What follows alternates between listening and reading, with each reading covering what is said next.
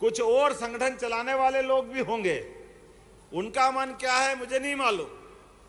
लेकिन आप बताओ, हमारे लिए अगर आदिवासी दिवस का आनंद आना चाहिए तो वो आज से बढ़ के कब आ सकता है? हमारे भगवान बिरसा मुंडा जी की जयंती के आधार पर। यह है सच्चे अर्थों में हमारा विजन, जिनके बलबूते पर 1895 लगभग 200 साल पहले अंग्रेजों से टकराने की जिनने हिम्मत रखी, इस देश के अंदर 1857 का युद्ध तो बाद में हुआ, लेकिन अंग्रेजों के षड्यंत्र को पहचान करके अपने जल जंगल जमीन की रक्षा के लिए वन क्षेत्र में अंग्रेज घुसे नहीं, इसका विरोध करते हुए न केवल अंग्रेजों का अपने जल जंगल जमीन पे विरोध करने के अलावा, बल्कि दूसरा अपने धर्मांतरण के लिए भी हमारे धर्म को छोड़ के ईसाईकरण कोई करे, ये भगवान बिरसा मुंडा को मंजूर नहीं था। जोरदार अभिनंदन करो हमारे ऐसे नायक के प्रति। कई नादान अभी भी इस बात को नहीं समझते हैं, उनके लिए यह सबसे बड़ा उदाहरण है। जब हमारी संस्कृति बचेगी तो हम बचेंगे। हमारी संस्कृति पे जो हाथ डाले और हम उनको चुपचाप देखते रहें, भगवान बिरसा मुंडा को मंजूर नहीं था ये हमारे लिए सबकी धाक और साख के बलबूते पर आदमी तो आदमी रेल को भी रुक के नमस्कार करना पड़ता है। यह है टंटिया मामा की ताकत।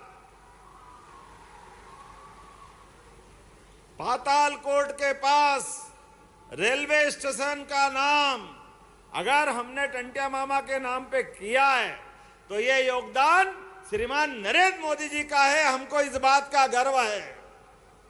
और इतना ही नहीं, जिनने आज तक वोट मांग मांग करके आदिवासियों के लिए हम कर रहे, ये कर रहे, वो कर रहे, उन्होंने कुछ नहीं किया।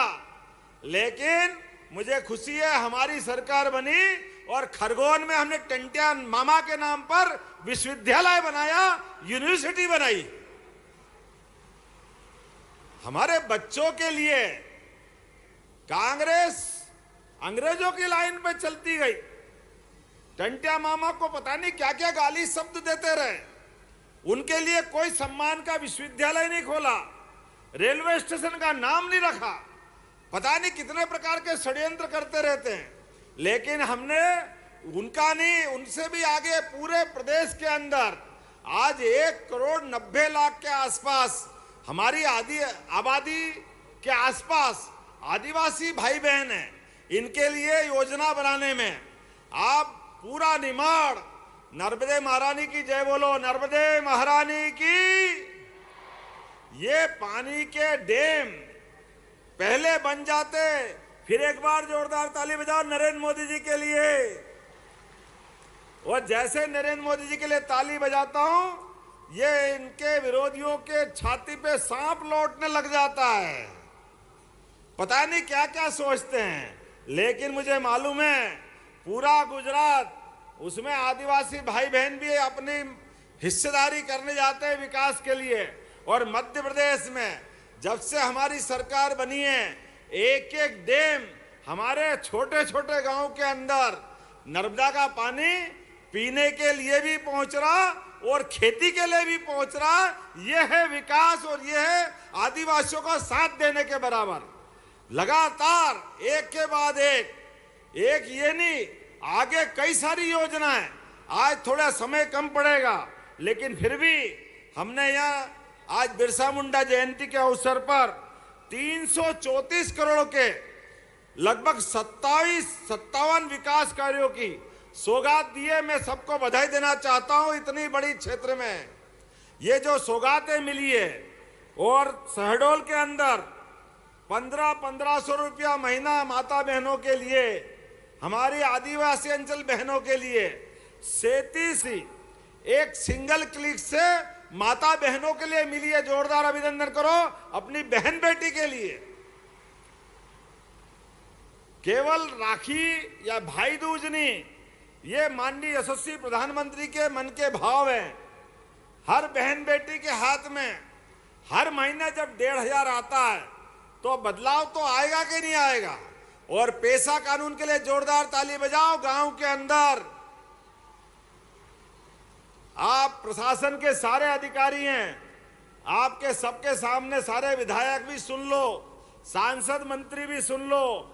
हमारे गांव के अंदर, जिस गांव के अंदर स्कूल, हॉस्पिटल, खेल का मैदान, बिल्डिंग, पंचायत भवन जो भी बनाना होगा, पैसा कानून के अंतर्गत आप प्लान बनाना, पैसा देने की मेरी जवाबदारी है। आपने प्रत्येक गांव के अंदर,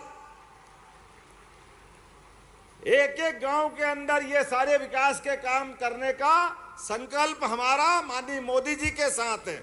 यह है डबल इंजन की सरकार। और उतना ही नहीं, ये वन ग्राम को आगे जाकर के राजस्व ग्राम में बदलने का निर्णय भी हमारी सरकार ने किया है, जिसके आधार पर गांव के अंदर पट्टे, ये जन्म प्रमाण पत्र की झंझट आती ना, परेशानी कालू भैया, सभी दूर। आने वाले समय में इसका समाधान भी हम करने वाले हैं। हमारे अपने बीच में से शासन की योजनाओं का लाभ लेने के लिए जो जो अवरोध आएगा, एक एक अवरोध को हटाने की जवाबदारी हमारी है। मैं आज के इस अवसर पर अपने वन अधिकार अधिनियम, सिकल सेल अनुमन्य, हमारे तो सिकल सेल के लिए तो माननीय महामहिम, देखो ये है यशस्वी प्रधानमंत्री का विजन। माननीय महामहिम के माध्यम से जब आप गुजरात में मंत्री थे, सिकल सेल एनीमिया के माध्यम से हमारे आनुवांशिक बीमारी जो आ रही थी, हमारे कई खानदान, कई कुल खराब हो गए रहती है। कोई बीमार हो जाए, कोई कारण से हॉस्पिटल पहुंचाना पड़े, और धार झाबुआ के हॉस्पिटल में अगर उसकी हालत बिगड़ती है, उसको इंदौर लाना हो, दिल्ली बंबई पहुंचाना हो, तो पुराने जमाने में हेलीकॉप्टर केवल कांग्रेस के लोगों को उड़ाने के लिए था।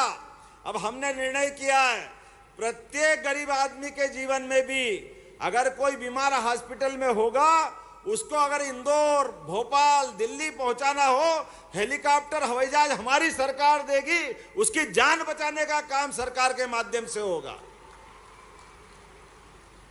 अरे सरकार किस बात की होती है? सरकार गरीब, आदिवासी, वनवासी सबको साथ लेके चलने वाली होना चाहिए। और एक बात ध्यान रखना, कोई कारण से हॉस्पिटल में हमारा कोई व्यक्ति भर्ती है और कोई कारण बीमार ऐसा हुआ कि वापस अच्छा नहीं हो पाया, किसी कारण से उसका शरीर, उसका जीवन समाप्त हो गया, अब हमको घर ले जाना है, कैसे ले जाएं? वो पुराने जमाने में कोई हाथ में ले जा रहा है, कोई बैलगाड़ी पे ले जा रहा है, कोई ठेले पे ले जा रहा है। अब इसकी जरूरत नहीं रहेगी। जैसे एम्बुलेंस घायल को हॉस्पिटल ले जाती है, ऐसे प्रत्येक हॉस्पिटल में सब वाहन अपने दिए हैं, जिससे घर तक पहुंचाने की व्यवस्था सरकार के माध्यम से। हम में से सब अच्छी खेती बाड़ी करते हैं, अच्छे काम करते हैं। युवाओं के लिए भी बोलना चाहूंगा, आप में से जो बच्चे पढ़ लिख के आगे बढ़ना चाहते हैं, कलेक्टर, एसपी, कोई बड़े पद पे जाना चाहते हैं, आपने अपने बच्चों को हमारी कोचिंग क्लास के माध्यम से मध्य प्रदेश के अंदर भी और दिल्ली के अंदर भी उनकी सारी कोचिंग का, रहने का, खाने का, ठहरने का सारा पैसा सरकार देगी।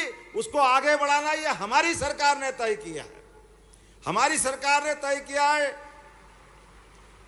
हमारे बच्चे बच्ची डॉक्टर बने और फीस नहीं है, तो फीस भरने का काम भी सरकार के माध्यम से किया जाएगा। एक नहीं, ऐसी कई योजनाएं हैं, क्योंकि आजादी के बाद जब हम अपनी बिरसा मुंडा जयंती मना रहे हैं तो हमारे हित की बात भी करना पड़ेगी, लेकिन आज समय कम है।